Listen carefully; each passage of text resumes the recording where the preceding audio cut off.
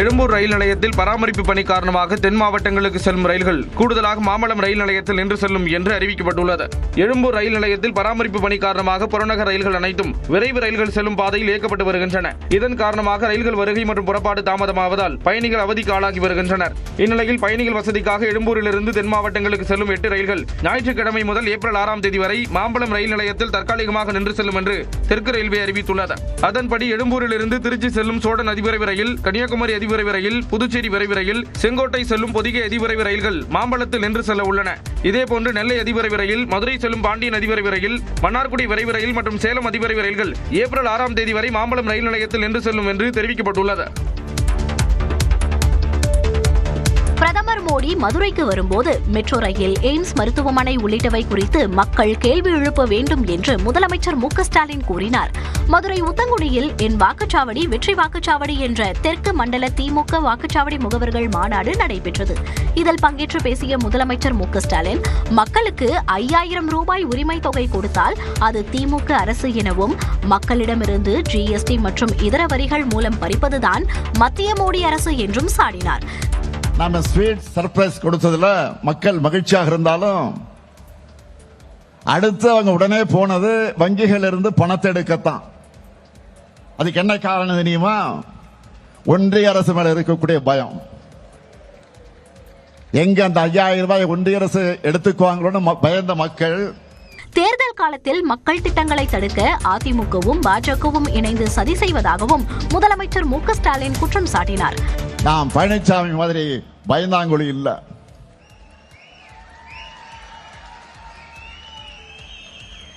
ஆட்சிகள்ல பதவிகள்ல உயிரே போனாலும் எதை பற்றி நாங்கள் கவலைப்பட மாட்டோம். என்ன வழக்கு போடு, நாங்கள் பார்க்காத மிசாவா, நாங்கள் பார்க்காத தடாவா? அமைச்சர்கள் மீது வழக்கு போடுவது, ரெய்டுகளை நடத்துவது என தொடர்ந்து ஆட்சிக்கு அழுத்தம் தருவதாகவும் குற்றம் சாட்டினார். முதலமைச்சர் மு.க.ஸ்டாலினால் தமிழகம் தலைகுனிந்து நிற்பதாக அதிமுக பொதுச் செயலாளர் எடப்பாடி பழனிசாமி குற்றம் சாட்டியுள்ளார். 2026 சட்டமன்ற தேர்தலை முன்னிட்டு மக்களை காப்போம், தமிழகத்தை மீட்போம் என்ற 2ஆம் கட்ட பரப்புரை பயணத்தை அம்பத்தூரில் எடப்பாடி பழனிசாமி தொடங்கினார். அப்போது உரையாற்றிய அவர், தமிழகத்தில் இதுவரை ஒரு நிரந்தர டிஜிபியை கூட நியமிக்காதது ஏன் என்று கேள்வி எழுப்பினார். சட்டமன்றத்தில் பேசின பதில் இல்ல, பல பொதுக்கூட்டத்தில் பேசின இதுவரைக்கும் முழுமையான பதில் இல்ல. ஆக நிர்வாக திறமையற்ற அரசாங்கம் என்பதற்கு இதுவும் ஒரு சான்று. திமுக ஆட்சியில் இதுவரை ஒரு புதிய மருத்துவக் கல்லூரி கூட திறக்கப்படவில்லை என்றும் குற்றம் சாட்டினார். திமுக ஆட்சியில் போடப்பட்ட புரிந்துணர்வு ஒப்பந்தங்கள் தான் இப்ப பயன்பாட்டுக்கு வந்து இன்றைக்கு தொழிற்சாலையுடைய உற்பத்தி பெரிய இருக்குது. அண்மையில பக்கமா விளம்பரம் கொடுத்தாங்க. திமுக ஆட்சியில் அனைத்து துறைகளிலும் விஞ்ஞான ஊழல் நடைபெறுவதாகவும் குற்றம் சாட்டினார். நாம் தமிழர் கட்சியிலிருந்து 234 தொகுதிகளுக்கும் வேட்பாளர்கள் அறிவிக்கப்பட்டிருக்கிறார்கள். இந்த படையை வழிநடத்துகிற உங்கள் அன்பு மகன் காரைக்குடியிலே இந்த முறை சட்டமன்ற வேட்பாளராக களத்திலே நிற்கிறேன். நாம் தமிழர் கட்சியின் தலைமை ஒருங்கிணைப்பாளர் சீமான் வரும் 2026 சட்டமன்ற தேர்தலில் சிவகங்கை மாவட்டத்தின் காரைக்குடி தொகுதியில் போட்டியிடப் போவதாக அதிகாரப்பூர்வமாக அறிவித்துள்ளார். நாம் தமிழர் கட்சியின் சட்டமன்ற தேர்தலுக்கான 234 தொகுதி வேட்பாளர்கள் அறிமுக கூட்டம் திருச்சி ஆலம்பட்டியில் மாற்றத்தை விரும்பும் மக்களின் மாநாடு என்ற தலைப்பில் நடைபெற்றது. இதில் வேட்பாளர்களை நாம் தமிழர் கட்சியின் தலைமை ஒருங்கிணைப்பாளர் சீமான் அறிமுகம் செய்து வைத்தார். அதன்படி வேதாரண்யத்தில் இடும்பாவனம் கார்த்தி போட்டியிடுகிறார். சென்னை 1000 விளக்கு தொகுதியில் இயக்குநர் களஞ்சியமும், மேட்டூர் தொகுதியில் வித்யாராணி வீரப்பனும் போட்டியிட உள்ளனர். மருத்துவர்கள், பொறியாளர்கள், வழக்கறிஞர்கள், முனைவர்கள் என்று பல தரப்பினருக்கு இந்த முறையும் சீமான் வாய்ப்பளித்துள்ளார். வழக்கம் போல மொத்த தொகுதிகளில் சரிபாதியாக, அதாவது 117 தொகுதிகளில் பெண்கள் இம்முறை களமிறக்கப்பட்டுள்ளனர். கடந்த தேர்தலில் கடலூர், சென்னை, ஆர்கே நகர், திருவொற்றியூர் என்று கடலோர தொகுதிகளில் போட்டியிட்ட சீமான் இந்த முறை தனது சொந்த மண்ணான சிவகங்கை மாவட்டத்தை தேர்ந்தெடுத்திருப்பது அரசியல் வட்டாரத்தில் கவனத்தை பெற்றுள்ளது. ரசிகர் கூட்டமா, லட்சிய கூட்டமா, பணமா, தமிழன் என்னும் இனமா என்பதுதான் அறிவார்ந்த தமிழ் சமூகம் முன் உள்ள கேள்வி என்று சீமான் கூறியுள்ளார். திருச்சி ஆலம்பட்டியில் வேட்பாளர்கள் அறிமுக கூட்டத்தில் உரையாற்றிய அவர், திமுக மற்றும் அதிமுக ஆகிய இரண்டுமே வெவ்வேறு கட்சிகள் அல்ல என்று சாடினார். கேட்டால் இது தாய் கழகம் என்பார்கள், அதை சேய்கழகம் என்பார்கள். அப்ப தாயை போல பிள்ளை. எந்த இடத்தில் திமுக அதிமுகவுக்கு மாறுபாடு இருக்கு? ஒன்னு சொல்லு, சத்தியம் பேசுவோம் நம்ம. 1000, 2000 என பணம் கொடுப்பதும் பேருந்தில் இலவசம் என சொல்வதும் மக்களை ஏமாற்றும் வேலை என்றும் சீமான் விமர்சித்தார். இது ரசிகர் கூட்டம் அல்ல, லட்சிய கூட்டம் என்று சொல்வதற்கு காரணம் அதுதான். திரை கவர்ச்சியா, இன எழுச்சியா, பணமா, தமிழன் என்கிற மானமிக்க இனமா, இதுதான் இந்த களத்திலே. மாநில உரிமைகளை முதலமைச்சர் மு.க. ஸ்டாலின் அடகு வைத்து விட்டதாகவும் அவர் குற்றம் சாட்டினார். வங்கக்கடலில் காற்றழுத்த தாழ்வு பகுதி உருவாகி இருக்கும் நிலையில் இன்று 4 மாவட்டங்களில் கனமழை பெய்யும் என சென்னை வானிலை ஆய்வு மையம் தெரிவித்துள்ளது. இந்திய பெருங்கடல் மற்றும் அதனை ஒட்டிய தென்கிழக்கு வங்கக்கடல் பகுதிகளில் நிலவிய வளிமண்டல மேலடுக்கு சுழற்சி காற்றழுத்த தாழ்வு பகுதியாக உருவாகி இருப்பதாக வானிலை ஆய்வு மையம் கூறியுள்ளது.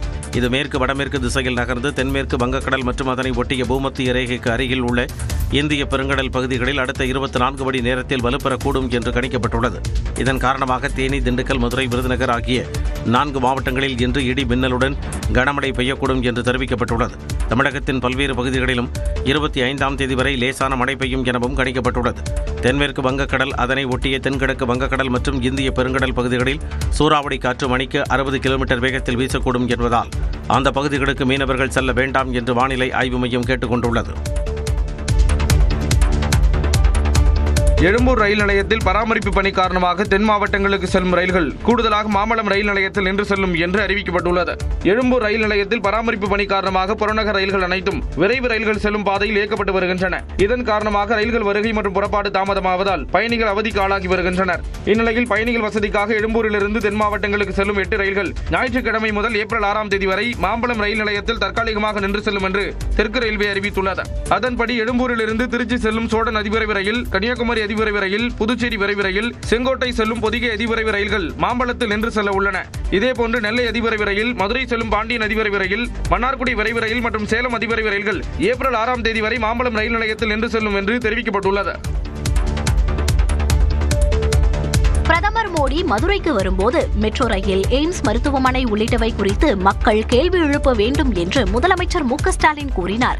மதுரை உத்தங்குடியில் என் வாக்குச்சாவடி வெற்றி வாக்குச்சாவடி என்ற தெற்கு மண்டல திமுக வாக்குச்சாவடி முகவர்கள் மாநாடு நடைபெற்றது. இதில் பங்கேற்று பேசிய முதலமைச்சர் மு.க. ஸ்டாலின், மக்களுக்கு 5000 ரூபாய் உரிமை தொகை கொடுத்தால் அது திமுக அரசு எனவும், மக்களிடமிருந்து GST மற்றும் இதர வரிகள் மூலம் பறிப்பதுதான் மத்திய மோடி அரசு என்றும் சாடினார். நாம ஸ்வீட் சர்ப்ரைஸ் கொடுத்ததுல மக்கள் மகிழ்ச்சியாக இருந்தாலும் அடுத்து அவங்க உடனே போனது வங்கிகள் இருந்து பணத்தை எடுக்கத்தான். அதுக்கு என்ன காரணம் தெரியுமா? ஒன்றிய அரசு மேல இருக்கக்கூடிய பயம். எங்க அந்த 5000 ரூபாய் ஒன்றிய அரசு எடுத்துக்குவாங்களோன்னு பயந்த மக்கள். தேர்தல் காலத்தில் மக்கள் திட்டங்களை தடுக்க அதிமுகவும் பாஜகவும் இணைந்து சதி செய்வதாகவும் முதலமைச்சர் மு.க. ஸ்டாலின் குற்றம் சாட்டினார். நாம் பழனிசாமி மாதிரி பயந்தாங்குழி இல்ல.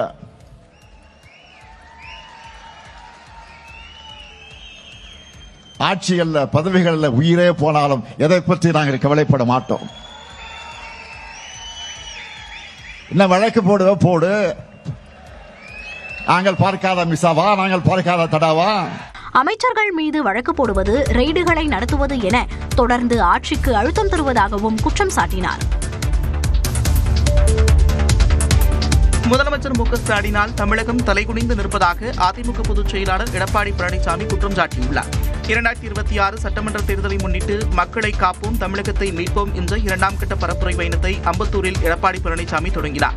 அப்போது உரையாற்றிய அவர், தமிழகத்தில் இதுவரை ஒரு நிரந்தர டிஜிபியை கூட நியமிக்காதது ஏன் என்று கேள்வி எழுப்பினார். சட்டமன்றத்தில் பேசினேன், பதில் இல்ல. பல பொதுக்கூட்டத்தில் பேசினேன், இதுவரைக்கும் முழுமையான பதில் இல்ல. ஆக நிர்வாக திறமையற்ற அரசாங்கம் என்பதற்கு இதுவும் ஒரு சான்று. திமுக ஆட்சியில் இதுவரை ஒரு புதிய மருத்துவக் கல்லூரி கூட திறக்கப்படவில்லை என்றும் குற்றம் சாட்டினார். திமுக ஆட்சியில போடப்பட்ட புரிந்துணர்வு ஒப்பந்தங்கள்லாம் இப்ப பயன்பாட்டுக்கு வந்து இன்றைக்கு தொழிற்சாலையுடைய உற்பத்தி பெரிய இருக்குது. அண்மையில பக்கமா விளம்பரம் கொடுத்தாங்க. திமுக ஆட்சியில் அனைத்து துறைகளிலும் விஞ்ஞான ஊழல் நடைபெறுவதாகவும் குற்றம் சாட்டினார். நாம் தமிழர் கட்சியிலிருந்து 234 தொகுதிகளுக்கும் வேட்பாளர்கள் அறிவிக்கப்பட்டிருக்கிறார்கள்.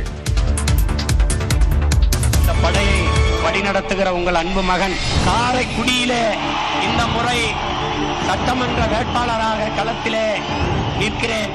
நாம் தமிழர் கட்சியின் தலைமை ஒருங்கிணைப்பாளர் சீமான் வரும் 2026 சட்டமன்ற தேர்தலில் சிவகங்கை மாவட்டத்தின் காரைக்குடி தொகுதியில் போட்டியிடப் போவதாக அதிகாரப்பூர்வமாக அறிவித்துள்ளார். நாம் தமிழர் கட்சியின் சட்டமன்ற தேர்தலுக்கான 234 தொகுதி வேட்பாளர்கள் அறிமுக கூட்டம் திருச்சி ஆலம்பட்டியில் மாற்றத்தை விரும்பும் மக்களின் மாநாடு என்ற தலைப்பில் நடைபெற்றது. இதில் வேட்பாளர்களை நாம் தமிழர் கட்சியின் தலைமை ஒருங்கிணைப்பாளர் சீமான் அறிமுகம் செய்து வைத்தார். அதன்படி வேதாரண்யத்தில் இடும்பாவனம் கார்த்தி போட்டியிடுகிறார். சென்னை 1000 விளக்கு தொகுதியில் இயக்குநர் களஞ்சியமும், மேட்டூர் தொகுதியில் வித்யாராணி வீரப்பனும் போட்டியிட உள்ளனர். மருத்துவர்கள், பொறியாளர்கள், வழக்கறிஞர்கள், முனைவர்கள் என்று பல தரப்பினருக்கு இந்த முறையும் சீமான் வாய்ப்பளித்துள்ளார். வழக்கம் போல மொத்த தொகுதிகளில் சரிபாதியாக, அதாவது 117 தொகுதிகளில் பெண்கள் இம்முறை களமிறக்கப்பட்டுள்ளனர். கடந்த தேர்தலில் கடலூர், சென்னை, ஆர்கே நகர், திருவொற்றியூர் என்று கடலோர தொகுதிகளில் போட்டியிட்ட சீமான் இந்த முறை தனது சொந்த மண்ணான சிவகங்கை மாவட்டத்தை தேர்ந்தெடுத்திருப்பது அரசியல் வட்டாரத்தில் கவனத்தை பெற்றுள்ளது. ரசிகர் கூட்டமா, லட்சிய கூட்டமா, பணமா, தமிழன் என்னும் இனமா என்பதுதான் அறிவார்ந்த தமிழ் சமூகம் முன் உள்ள கேள்வி என்று சீமான் கூறியுள்ளார். திருச்சி ஆலம்பட்டியில் வேட்பாளர்கள் அறிமுக கூட்டத்தில் உரையாற்றிய அவர், திமுக மற்றும் அதிமுக ஆகிய இரண்டுமே வெவ்வேறு கட்சிகள் அல்ல என்று சாடினார். கேட்டால் இது தாய் கழகம் என்பார்கள், அதை சேய்கழகம் என்பார்கள். அப்ப தாயை போல பிள்ளை. எந்த இடத்தில் திமுக அதிமுகவுக்கு மாறுபாடு இருக்கு? ஒன்னு சொல்லு, சத்தியம் பேசுவோம். நம்ம 1000, 2000 என பணம் கொடுப்பதும், பேருந்தில் இலவசம் என சொல்வதும் மக்களை ஏமாற்றும் வேலை என்றும் சீமான் விமர்சித்தார். இது ரசிகர் கூட்டம் அல்ல, லட்சிய கூட்டம் என்று சொல்வதற்கு காரணம் அதுதான். திரை கவர்ச்சியா, இன எழுச்சியா, பணமா, தமிழன் என்கிற மானமிக்க இனமா, இதுதான் இந்த களத்திலே. மாநில உரிமைகளை முதலமைச்சர் மு.க. ஸ்டாலின் அடகு வைத்து விட்டதாகவும் அவர் குற்றம் சாட்டினார்.